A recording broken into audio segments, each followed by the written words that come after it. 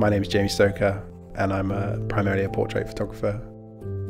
I typically tend to work with natural light and I enjoy the challenges that brings. I sometimes call it curating reality, so I like to be looking for what's the best version of the room I'm shooting in.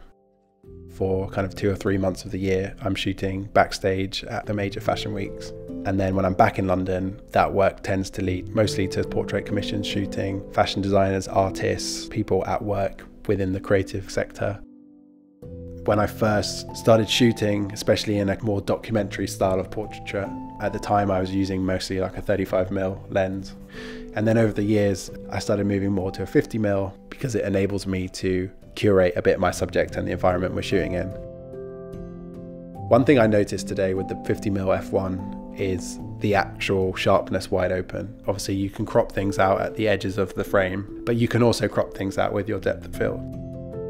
A portrait shoot isn't just a picture of the person in mind, it's also the context and those little incidentals. So having a lens which has that three-dimensional character to it really enables me to take beautiful portraits of my subject, but then also build up that interest around them and get those little details, the brush on the canvas or the paint on the palette, and build the story that way as well.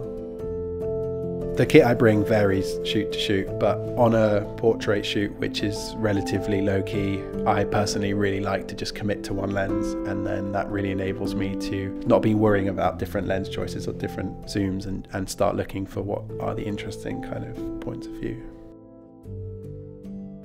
There are some lenses that you just keep coming back to, and they have that special kind of unexplained quality of them where they just make everything look beautiful and sometimes, you know, better than real life.